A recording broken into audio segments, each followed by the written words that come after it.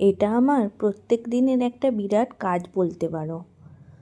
প্রত্যেক দিন এই জিনিসটা না করলে আমি শান্তিতে এক জায়গায় স্থির হতে পারি না বা ঘুমোতে পারি না, যাই বলো।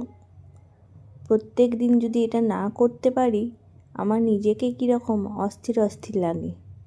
আর সত্যি কথা বলতে, বাড়িতে ধূপ ধুনোর গন্ধ একটা পজিটিভ এনার্জি নিয়ে আসে। তোমাদের কার কার ধূপ ধুনো গন্ধ ভালো লাগে? আমার তো বেশ লাগে। সারা বাড়িময় ধূপ ধুনোর গন্ধ যত নেগেটিভিটি আছে তাদের সবকে দূরে সরিয়ে দেয়। একটা পজিটিভ এনার্জি পাই, যা আমাদের শরীর ও মনের জন্যে খুবই ভালো।